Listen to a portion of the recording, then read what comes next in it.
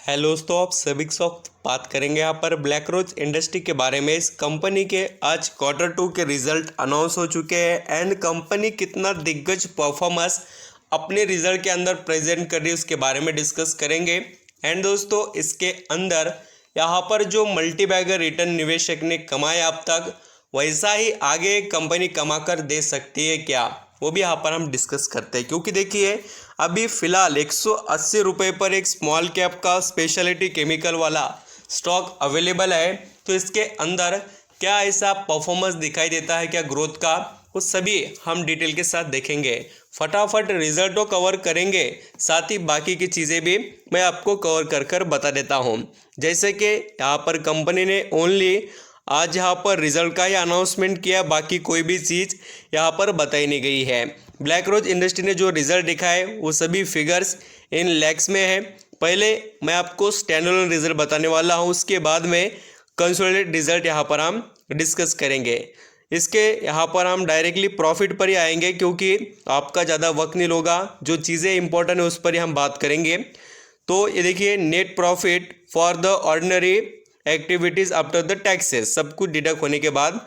तो इस कंपनी ने बहुत ही ज़्यादा यहाँ पर आप देखना परफॉर्मेंस डाउन दिखाया है, खास कर ईयरली बेसिस पर। पिछले साल ये कंपनी सितंबर 2021 के अंदर 902 लैक्स का नेट प्रॉफिट कमा रही थी और वो घटकर ओनली 110 लैक्स का हो गया। यानी कि हम समझ सकते कि इसके अंदर हमें 800 लैक्स से गिरावट देखने को मिली ईयरली बेसिस पर नेट प्रॉफिट के अंदर।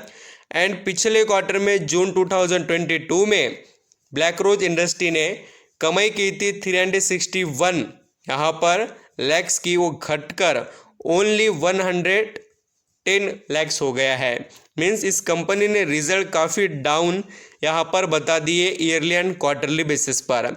अब यहाँ पर जैसे इसके अर्निंग पर शेयर की डिटेल्स को देखें तो कंपनी के अर्निंग पर शेयर में भी हमें डिफरेंट नज़र आता है कंपनी के परफॉर्मेंस के अंदर। ये देख लीजिए।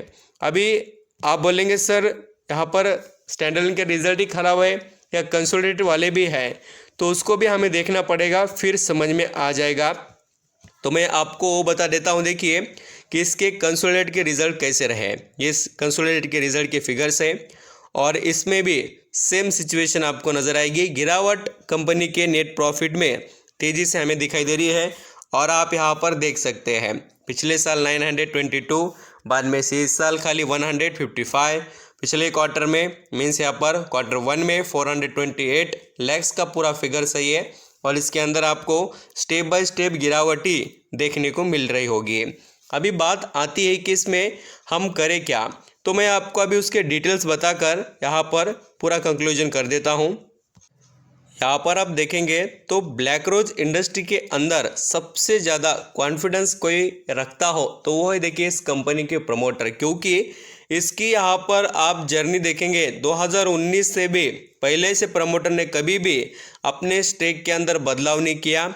एंड दोस्तों, इसके अंदर देखिए एफआईएस के पास 0.06% का स्टेक है ब्लैकरोच इंडस्ट्री के अंदर। एंड यहाँ पर पब्लिक का है 24% का। मीन्स यहाँ पर सबसे ज़्यादा जो इसके अंदर वैल्यू नज़र आती होगी किसको, वो है प्रमोटर को। एंड आप यहाँ पर इस कंपनी की बैलेंस शीट देखेंगे तो काफ़ी धमाकेदार बैलेंस शीट है, क्योंकि इसने लगातार कर्जा कम किया है। और ये सबसे अच्छी बात होती है इस कंपनी के लिए और शेयर होल्डर के लिए भी, क्योंकि आपका कर्जा कम हो रहा है, यानी कि आप ईयरली बेसिस पर प्रॉफिट जनरेट कर रहे हैं। क्योंकि एनुअली जो प्रॉफिट होता है पूरा कैलकुलेशन कर उससे कर्जा पेड किया जाता है। और देखिए इसका रिजर्व फंड क्या होता है, हम खाली क्या देख रहे हैं, रिजल्ट क्वार्टरली बेसिस पर परफॉर्मेंस डाउन आ गया। डाउन क्यों आ गया, पिछला क्या परफॉर्मेंस है उसको देखना पड़ेगा ना।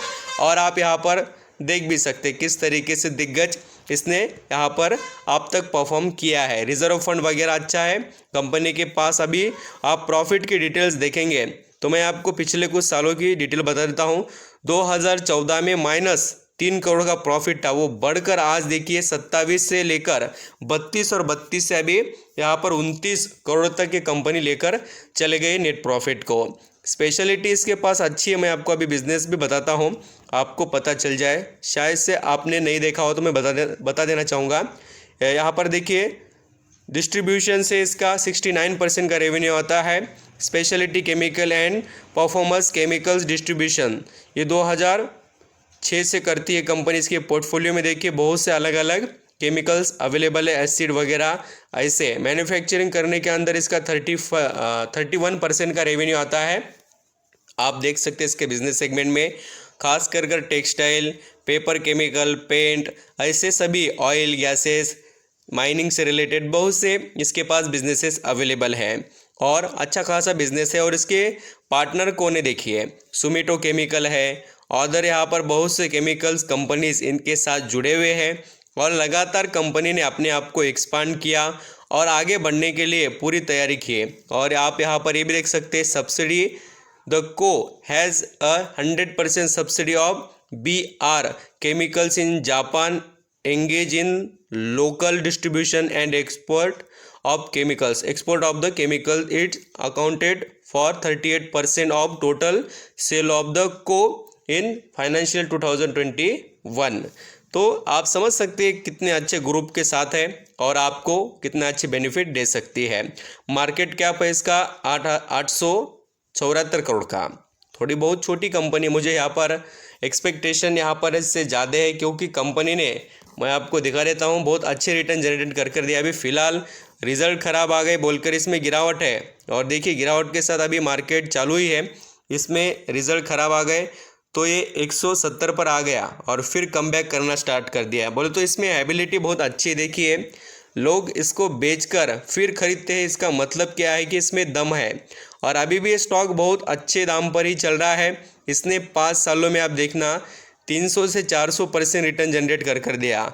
एक टाइम पर जो 35 का शेयर था वो आज 200 पर है। आप देख सकते हैं 200-250 तक पहुँच कर आया है, बहुत अच्छे डिस्काउंट में मिल रहा है तो इसका बेनिफिट आप ले सकते हैं। पिछले इसके रिज़ल्ट में आपको कवर कर बताता हूँ। इसने देखिए रिज़ल्ट में हर वक्त अपने आप को मेंटेन कर रखा, प्रॉफिट उतना जनरेट नहीं किया बट कंपनी ने सेल्स अच्छे से इम्प्रूव की है। तो मैंने सभी डिटेल कवर कर बताए। देखिए खाली रिज़ल्ट देखना और आप यहाँ पर ज़्यादा रिज़ल्ट पर फोकस करना, उससे अच्छा मैं कहता हूँ कि उसके बिजनेस पर फोकस कीजिए कि क्या कंपनी के पास खासियत है और अब तक इसने क्यों कमाई कर दी है। बहुत पुरानी कंपनी है, आप देख सकते डिटेल में। Thank you so much.